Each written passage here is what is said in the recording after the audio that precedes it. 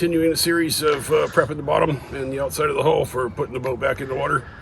We've got bottom paint on, we've changed out our zincs, we replaced the packing in our shaft packing gland, and so now we're going to take care of the gel coat on the outside of the hull because it's really hard to maintain that while it's in the water, so we need to do it while it's up in the air. Follow me. First job we're going to be doing today is fixing these big gouges in the gel coat. It's gone all the way through the gel coat down to the fiberglass. I've already started some of the work, but we just want to tape off the area around because we'll be using sandpaper, and the material that we're going to be using to patch, we really don't want to just spread that all over the place. So tape off the area where you're going to be working so you don't make any extra scratches. Walking down your hull. We'll show you some other stuff later, but those are my big deep spots. The reason we want to fix these, we talked about blisters on the bottom paint. Well, what can happen if you don't fix this is, especially up here in the bow where you're pushing through the water all the time, water can get in that little seam in between your gel coat and your fiberglass, start pulling your gel coat up, get into your fiberglass, making blisters, creating a whole lot more work. Got some pretty deep scratches on this side that we've gone through and faired out already, feathered so that we can get the material in there. Now these scratches right here, they're kind of deep. We got some other ones up here. Somebody was messing around and had some metal attached to a fender or something, I don't know.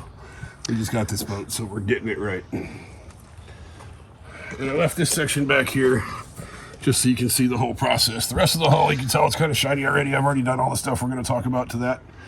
But I left this section right here so that we can demonstrate what the process is going to be. So today for our gel coat repair, we're going to be using this nice Evercoat gel coat repair kit. They make a couple of different sizes. There's this one and there's a bigger one that's got a little more stuff in it. Basically the same thing though. I've never used it before, but it looks pretty like a pretty complete kit and perfect for doing these kind of small spots that we've got. So got it, we're gonna try it out. First thing you need to do, as you've seen, is tape off the area where you're gonna be working. The spots that you gotta fix. I'm gonna cheat a little bit and get some 220 grit sandpaper instead of the finer stuff, just to get those spots ready to go. Don't be a fool when you use the tool, shields up. Okay, so there's a couple of the big spots. You can see what I was talking about right there. You see that little crack, little flake right there? Take about 30 seconds for water to start working its way up in there, peeling that paint off, getting into the fiberglass, destroying the fiberglass. So we really need to fix that before we put it back in the water. Yes, this is above the water line, but it's gonna get wet. So we're gonna take my 220.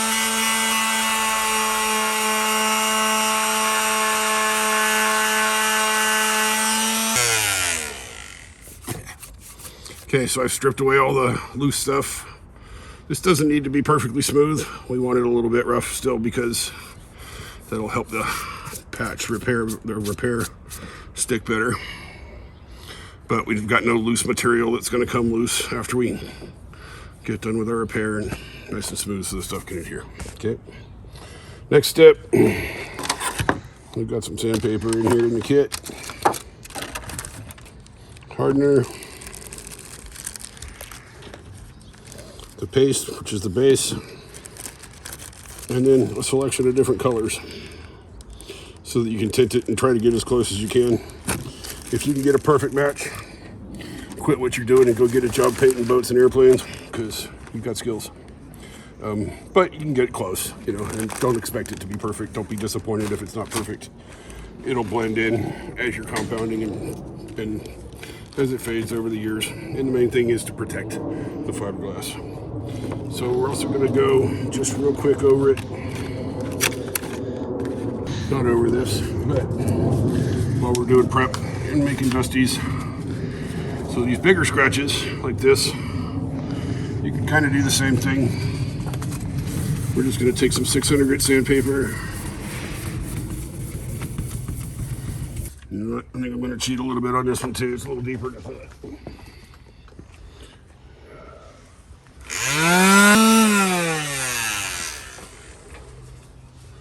Yeah, we'll take the 600.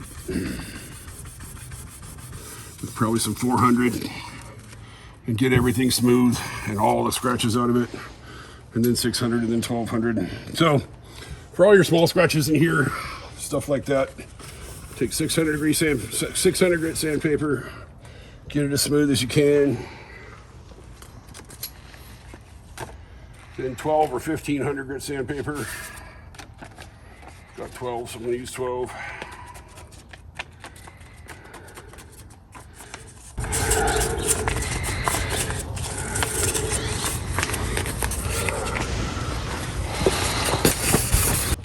Go. So just wipe that down with a little bit of thinner. Get it clean. Make sure everything sticks better. Oops. Missed a spot prep in there. Get that real quick.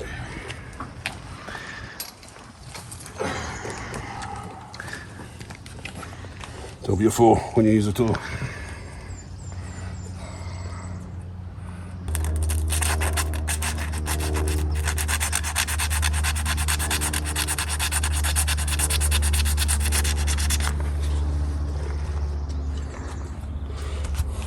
Okay.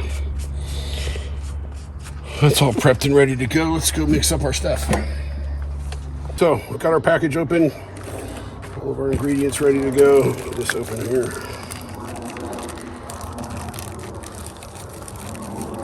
Let's take a minute to read the instructions. Prepare it. Get rid of all the stuff. Okay, we did that. Gel coat paste without pigment can be used on scratches that do not penetrate the gel coat. So we can put just the base on there on some of those deeper scratches, and it's supposed to just show the color through. For colored gel coat, color guide shows a variety of colors that can be achieved. Okay, should not have more than 5% of color to gel coat paste. That'll probably just make it not cure right. Close spreader stick. When you close clear release paper or piece of wax paper to completely cover the repair area, make sure that no air bubbles are left. So we've got their enclosed piece. It's not going to do much for the job that we've got to do.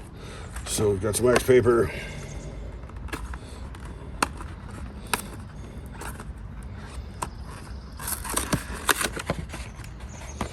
What this does is it seals off the product from getting air in it. Helps it finish smoothly. And because it's sealed off from getting air into it, the chemical reaction happens a little faster and it'll cook off quicker and harder. They also give you a handy dandy little recipe chart for achieving the color that you want. But to know what my color is exactly, it's an off-white of some kind. I'm thinking we're gonna go for the cream first. Let's see what that does, and if we can match it up with that, great. If not, we'll start looking at maybe the off-white, add a little black or brown. So it looks like we need white.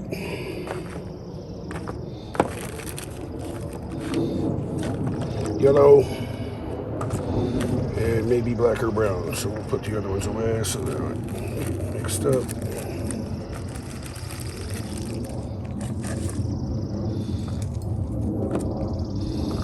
Okay. I'm probably going to need almost all of it, but let's experiment.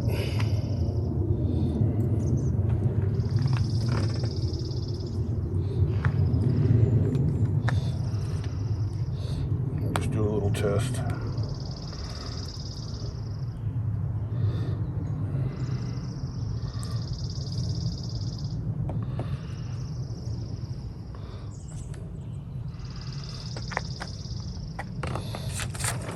Let's see if it tells me an ideal ratio.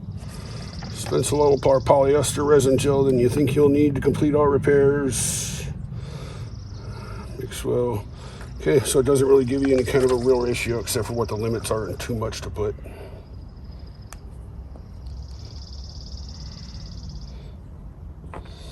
So we'll start off with about that much. Nope.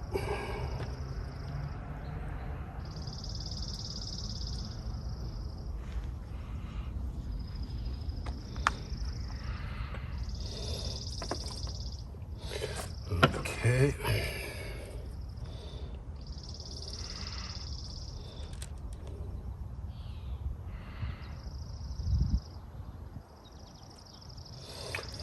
Okay. Go.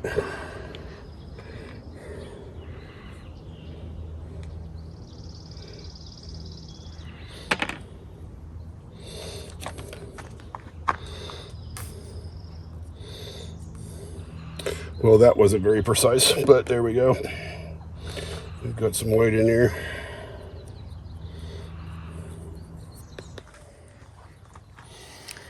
Yeah, I think that needs a little bit of yellow in there.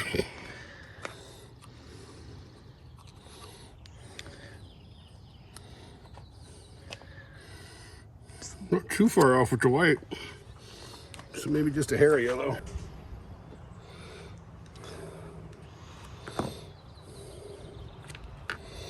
So it looks like probably it was about, I don't know, a sixth of the fifth of the white we used. That's way too much yellow.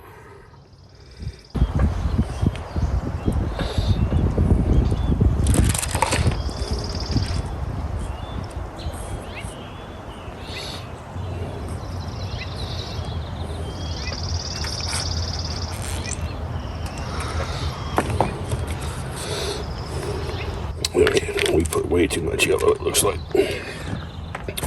So,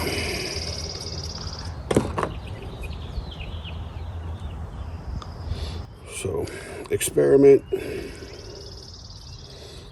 mix. Okay, I honestly don't know if we're going to be able to get all that yellow out. So we're going to start over.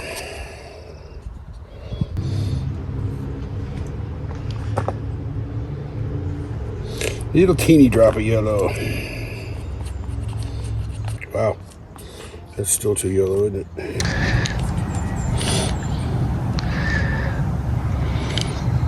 A little too much yellow, but I think that's pretty close.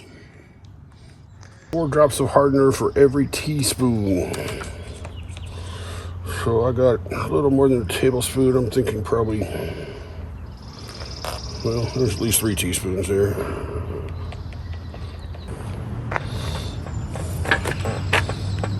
3, 4, 5, 6, 7, 8, 9, 10, 11, 12. About 15 minutes to work, so make sure all your prep work's done. Make sure you got all your materials set and ready to go before you add the hardener.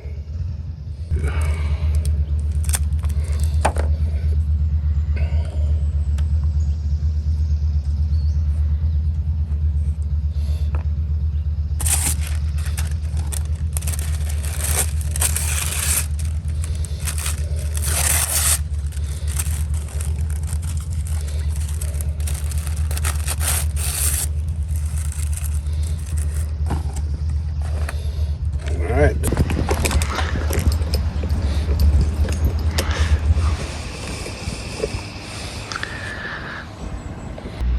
Thought it would have a lot thinner consistency, so grabbed a paintbrush. Probably not the right tool for the job. But then you just take your wax paper or their supplied paper. Take your spreader.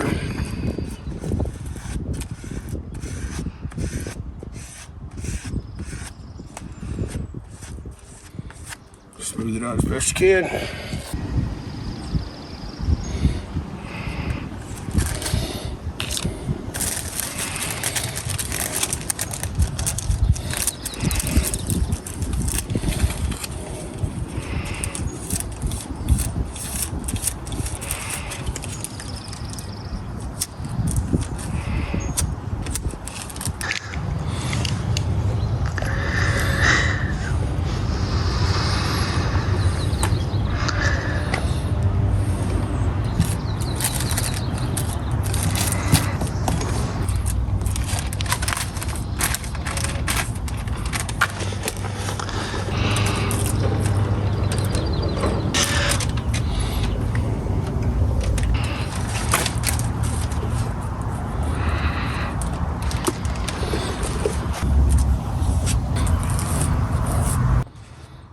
Do it as smooth as we can. This is obviously going to take some follow-up work.